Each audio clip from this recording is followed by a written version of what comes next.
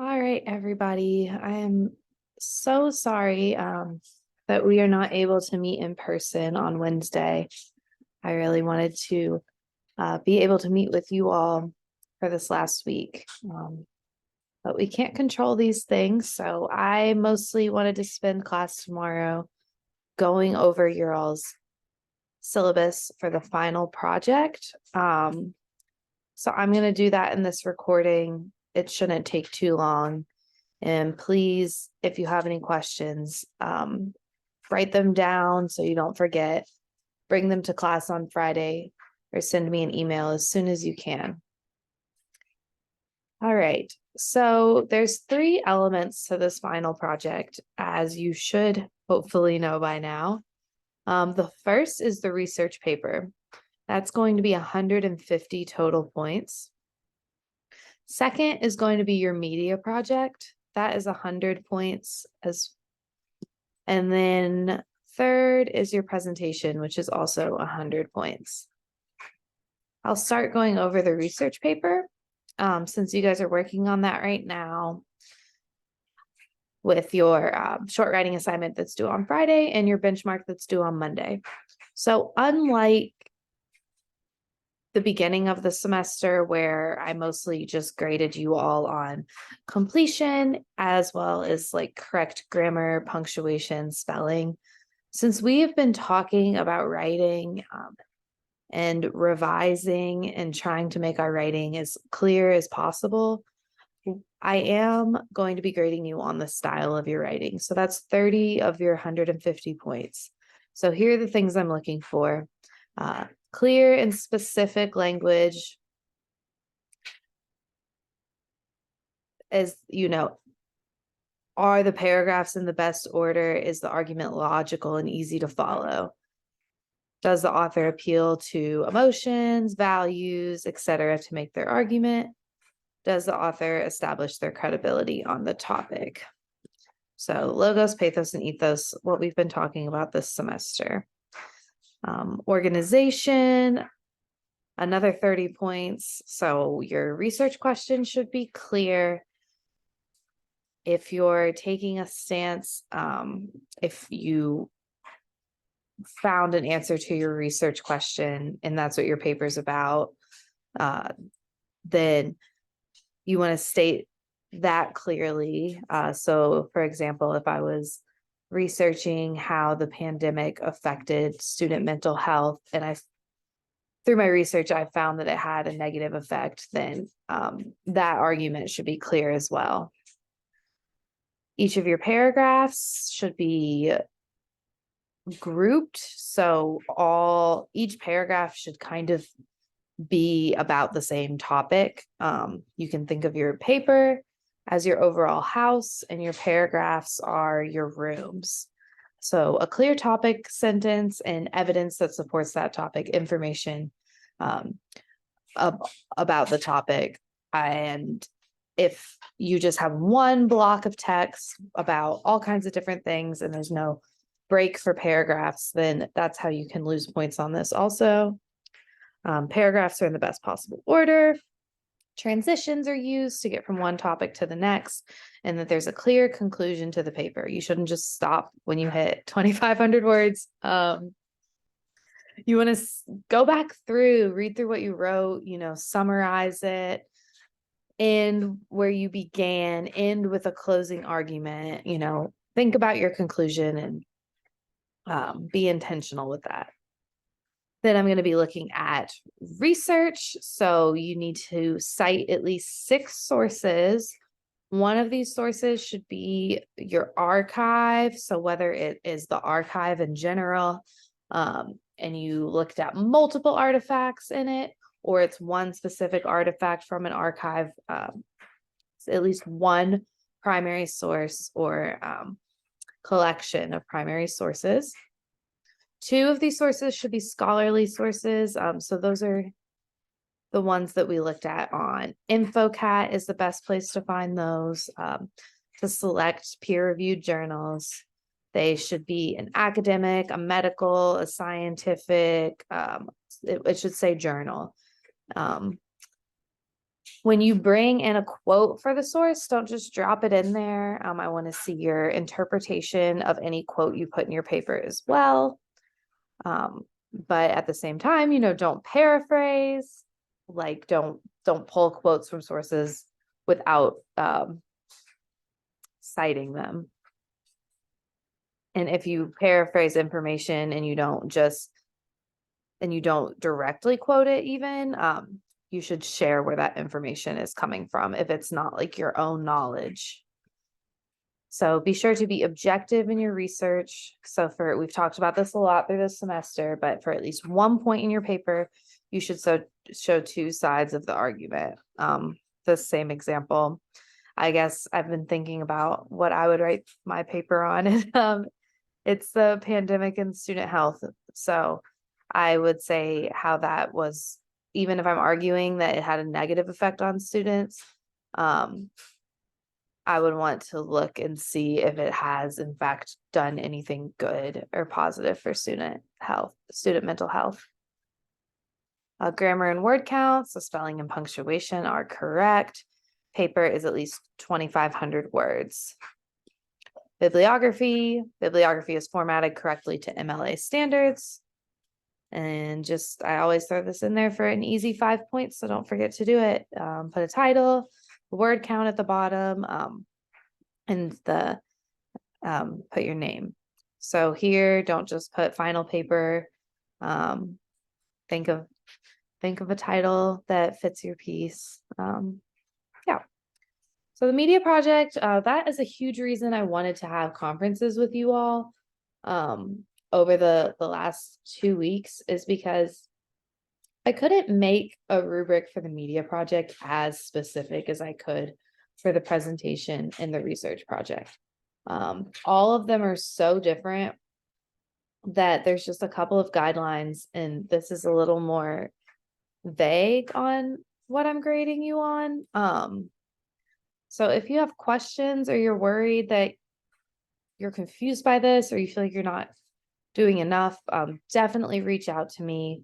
We can still meet in the next couple of weeks coming up, even if you do your presentation and you want to ask questions before you turn in your media project, you can do that. But basically half and half, I'm grading you on creativity. So it should be, something completely original. If you're doing like an infographic, or something like a poster or something, you're going to need to do some of your own digital illustrations, digital artwork, not just dropping in a bunch of Google photos. So let your personality and creativity shine, have fun with it. I just want there to be equal amount of creativity across the projects. And then effort and planning. So the project should be intentional. The medium you choose should be appropriate to the content. So let me think of an example here. If I'm sharing a ton of facts, graphs, scientific information, then in infographic or a poster board might be more effective than a social media campaign or a short TikTok video where people are just going to get bogged down with information. So I had you share your media project before. This is the kind of thing that would, if it wasn't a good fit, we would have talked about it already. So only if you haven't talked to me at all about your media project and you're worried about this, definitely shoot me an email or set up a meeting. And then this is your final project. It's worth a lot of points, so it should be polished. Podcast and video projects should be edited for clarity. If there's any part where the conversation kind of goes completely off topic, or you don't want to have footage, like if you're sitting down to interview someone, you don't want to have footage of you all like sitting down and you like organizing your papers. Like everything that's in the final product should be like meant to be there, should be communicating what you're trying to communicate. And then photo essays and websites, Wikipedia entries, text-based things, those need to be proofread, not having spelling and grammar errors. And they should be functional and just clean and nice looking. So these are kind of the minimum standards. If your project falls outside of this, it's okay. If you have questions about it, let me know. Once again, so video and audio projects should be at least 7 minutes in length. Photo essays should include photographs from at least 3 different sources. So the photo essay we looked at in class, she had personal pictures of her and her family. She had screenshots from social media. And she had archival photos. She had more things as well, but you need at least 3 distinct sources where your photos are coming from. And the websites should have at least 3 working pages. Presentation. So presentations start Monday, November 28th. As soon as we get back from Thanksgiving, we're diving into presentations. Everyone should come to class November 28th, ready to present. I will put everyone's name in a list and randomize it, and we will just go from there. So this is important.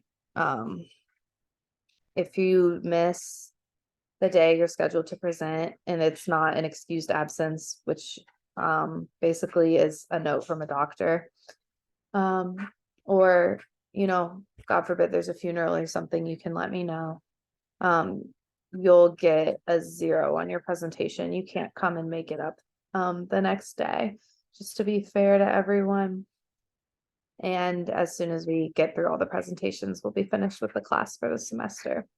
So there's 2 weeks scheduled to do them. I'm not sure how many days it will take, but these are broken into content. So the presentation should include the following information: the research question you studied, the conclusion of your research, and then talk about your media project. So I've told you all this in your conferences, but if you have a 7-minute podcast, you can briefly give us your research question, say what you found out, quickly, and then play your media project. If your media project isn't completed, then you would talk about your intentions for the media project, what your plan was to put it together, what kind of information you'd have in there, who you would interview, etc. And then organization is 50 points. So the introduction lays the framework for the rest of the presentation and grabs the audience's attention. Information is presented in logical sequence. So this is why having your paper written already can be so helpful for this presentation, because then you can, you don't just read your paper the whole time, but you can follow the order that goes in, because you would have already thought about it. Any information presented should be relevant to the topic. Appropriate amount of information is prepared. So the presentation should be 8 to 10 minutes long, not including questions, and that should move at like a good pace. I would get these presentations together before Monday. I would practice. I would time yourself. You can't just have 4 minutes worth of information and then stand up there for 4 minutes. It needs to fit an 8 to 10 minute window. If you go over 10 minutes, that's okay. Just not, I'll probably cut you off around 15 minutes. Conclusion should be clear in your presentation as well. Speaker presence. So you use a clear and audible voice, maintain eye contact, use appropriate gestures. If you're feeling nervous, just harness that nervous energy. You guys all did great on your first ones. I'm not worried about that part, and you shouldn't be either. And then visual aids are well prepared, informative, and effective. So if you use a PowerPoint, it shouldn't be cluttered. It should be, you should, spell check, proofread that. The graphics should be clear to see. Any charts or graphs you do, easy to read, etc. So that's it. You will upload, you'll do your presentation Monday, November 28th, or whatever day after that. You'll upload your paper and your media project to Canvas by December 12th. I will hopefully see you guys in class on Friday. As my announcement will say, I was in the ER with my son today. He's totally fine. He just had, he has asthma, and when he gets a cold, he sometimes has to go and get breathing treatments and like steroids. So he had to do that, and I'm not sure when he'll be able to go back to daycare. But hopefully we'll meet on Friday and I can answer your questions then. If not, shoot me an email, and I hope you all have a great day. Thank you. Bye.